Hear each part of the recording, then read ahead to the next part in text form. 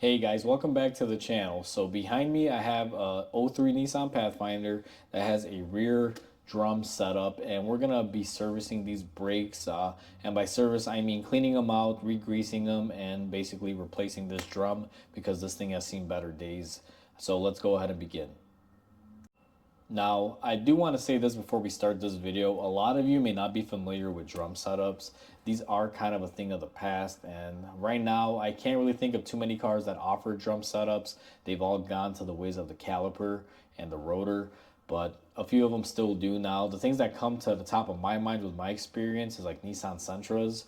I do know that up to 2017 or 2016, if you bought like a basic Sentra or a base model, they still had a drum setup. It's not as big as this. It's obviously a lot smaller and probably uses a little bit less parts, mainly the springs and internals that this system will typically use, but it's the same exact thing.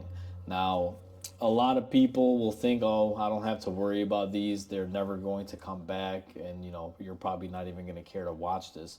But you should be watching this video because the setup that you have here, it may be a full-time setup, but a lot of cars that have modern calipers and rotors will still use a drum hat style design for their emergency brakes, guys. So this setup is still very relevant. When I have another brake job in the shop, I'll actually make a video on parking brakes to show you how they're very similar to drum styles, because all it is just a miniature version of it. So let's go ahead and begin on this thing. Where you want to begin is go ahead and take off your drum. Now, for the most part, there will be a video on removing drums. I've already gone ahead and removed this before in that video, guys, so I've kind of fabricated this here. But by whatever means necessary, go ahead and remove it now. Hopefully mine slides right off. This thing was a little bit difficult to get off. You'll see it on my how to remove this drum with tips and everything that I show you guys how to make it a little bit easier. We've gone ahead and we got our drum off, guys. Now we will be replacing the drum on this.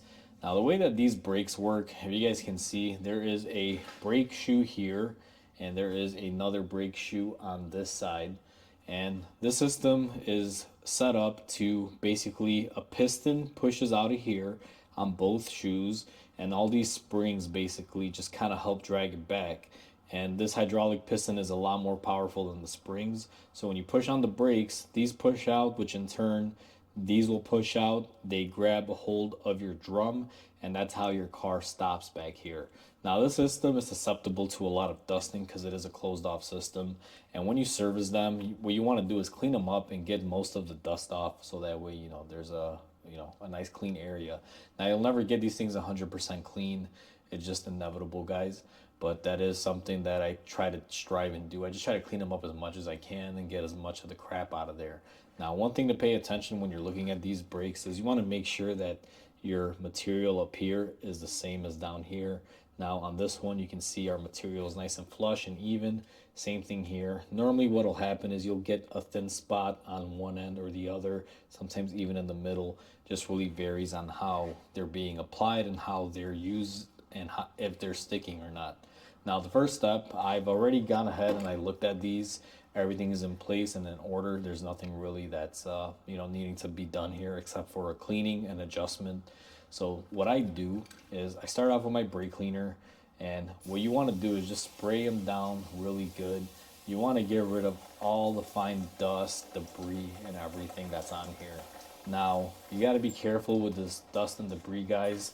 This stuff is nasty stuff, and if you guys breathe it in, it'll definitely do something to you. Now, may not make it do anything right away, but if you have years and years of breathing in this dust, I'm sure that can't be good for you. So try to be as safe as you can. Normally what I do is I spray these down with brake cleaner right away. I convert that dust into a liquid and just let it run off.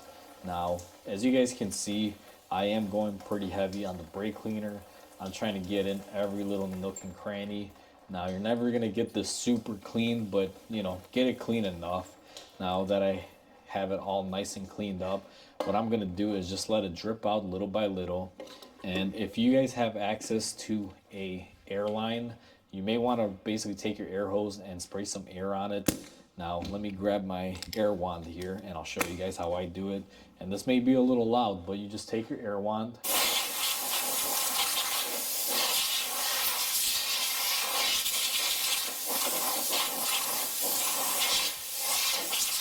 and clean it up just like that. Now you can see it's a night and day difference, and this will suffice, guys.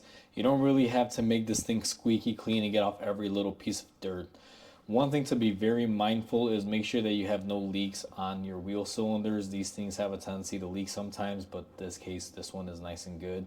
There's no issue with it going on, so I'm pretty happy with it the way it turns out. Now, the next thing that you're going to want to do, and this is a little tricky, I don't think I'll be able to film it, but I'm going to at least try to show you guys. I'm going to have to reposition the camera. Once we clean everything up, typically there will be some grease behind these shoes on the pivot points where it rides onto the backing plate. I'm going to attempt to show you guys how to do that stage of it. So we went ahead and we cleaned up our area, guys. You guys saw me spray it down with brake cleaner, and then we took the air wand to it and cleaned it up. However, I almost missed a step, and that just goes to show you that even me, being a professional mechanic, are prone to possibly making mistakes here and making mistakes. So what I typically do before I clean them is I'm supposed to sand down this shoe and give it a new surface because we are going to be replacing the drums on this one. So I'm going to get you guys set up at an angle. I'm going to show you on one of the shoes what I'm referring to and how I do this. And then I'll show you guys how to grease everything up. So let me get you guys set up. So before you clean them, and like I said earlier, I kind of jumped the gun and went ahead and cleaned them before. What you're supposed to do is take some sandpaper. Now, this one's not really a rough grit or anything, just a very mild grit, guys. And what you want to do is just kind of grab it and sand down your shoe. Now, you're not looking to take down all the material here. What you want to do is just give it a new surface, simply because we are going to be installing our new drums on here, and you just want to give it a fresh start. You want to remove any high spots or anything that may be left over on here. And again, I'm not taking off a whole lot. I'm just giving it a whole new surface area. So as you guys can see, it goes from a dark color to a light color. What you want to do is just make that even all the way around. And these are pretty big, but this doesn't take more than about a minute or two per drum. And as you guys can see, it's kind of going to a light color up here.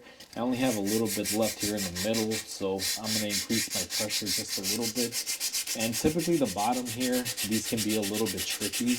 Now, I'm trying to do this and talk at the same time, so my voice is kind of distorted. I'm sure you guys can pick that up. But let me go ahead and hit this bottom one here a little bit more. And you guys can see it's actually smoothing out pretty good there. And you want to get it to the point where everything is a uniform color and you don't see any grooves in it. Now, if you look at my whole shoe here, everything is nice and light. It's a nice, beautiful color. There's no grooving or lines or anything. This is the type of goal you want to achieve when you do this. Now, you do have another pad on the other side here. I'm going to go ahead and do all that off camera. And then when I come back, I'll show you guys how I grease up the backing plate. I went ahead and I got my brake shoes already sanded down, guys, on both sides, and I cleaned it up again with some brake cleaner.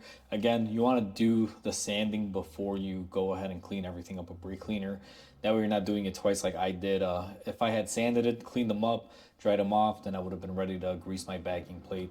I just simply forgot. It just, one of those things. So now that we've went ahead and we sanded everything down and we cleaned it back up with some more brake cleaner, what we're going to be doing now is we're going to be greasing up the rear of the backing plate. Now, there's no way possible that I could get you guys in there without disassembling this. And unfortunately, I'm not going to be able to disassemble this because we're not getting paid to do that. So what we're going to do is I usually take a little pry bar like this and I just kind of gently lift up and I take my brush with my brake lube. And what you're going to want to do is to gently kind of sneak up between the pad and the actual backing plate, or the shoe, I should say, in this scenario. Let me show you guys here. Now, typically there will be one mounting point here in the center, and I can see it. Now, you guys won't be able to. I know it's a very difficult thing to see, but trust me, there's 3 little tabs. Now, I'm going to go ahead and lube up the one at the top, and then the last one that is left is all the way at the bottom. Now, these don't take a lot of grease, guys. You just kind of want to get a little bit of grease in there. So that way, you have a little bit of friction breaker. But in all actuality, once it starts dusting up again, it will kind of dissipate and the grease will kind of dry up. And, it just kind of goes to crap at that point. Not that it'll lock up or anything, but once the grease gets dirty and gritty, it'll still be there, but it just won't function the way it should. Now, it's very difficult not to get any grease on the pad. So what I normally do after I do this, I'll come in here, I'll clean up my backing plate, and we got a very little amount of grease on our pad. Now, this is a stage where you don't want to really get brake cleaner back on there and clean anything up, because what'll happen is all of that grease you just put in there will wash away with the brake cleaner. So if you get a little bit of grease on there, I just take my sandpaper and I'll go over the surface really, really lightly, kind of like this. And once you clean off the area where the grease made contact, what I'll do is I'll take my brake cleaner and I will basically find a clean area on my rag. You may want to get a clean rag, and then spray your rag with brake cleaner, and then go ahead and clean off your pad. Just to kind of show you guys, now that everything is greased up, I want to give you a visual reference. Now it's more apparent on the front. You can see our first tab that we greased up is right back here. Then we have one towards the middle, and then one here at the very bottom. And as you guys can see, these things look very, very complicated, but really they're not so bad. Now, one thing that you're going to have to do here, and I'm going to do it off camera, is you're going to have to clean up this flange area. We are putting our new drum on there. You want to have a nice surface for it to mate to. I would recommend just cleaning it up and leaving it bare. Don't really put anything on there unless it's some sort of like a spray oil. And even then I would be a little bit careful because you don't want to get oil on your shoes. But normally I clean them up and I put them on dry and I put my drum on. Now, this truck does have an adjuster, and we will need to adjust these. Now, I can't really show you guys the adjustment process. I'm going to do my best to kind of give you guys an idea of how it'll work. And let me get my camera kind of set up and close and personal on there, and you guys will kind of see what I'm referring to.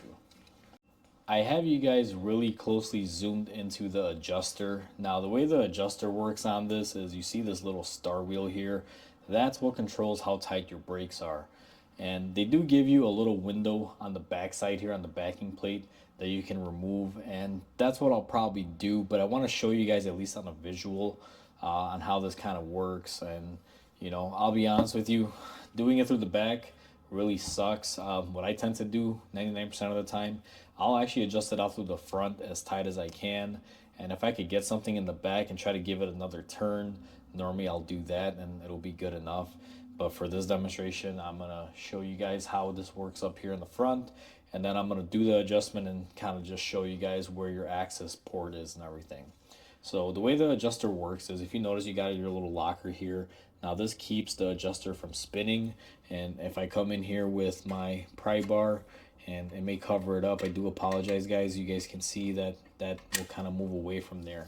And this locker here, what its job is to do is basically keep it from coming back down. If you notice, once you spin this upward, you'll see the star wheel. Let me see if I could do this slowly without it slipping. You guys will see how it spins, and then this basically locks it from backtracking. Now, some of these can be self-adjusting in reverse, and they will automatically adjust. However, I will put a preset adjustment on there, especially when I do work like this.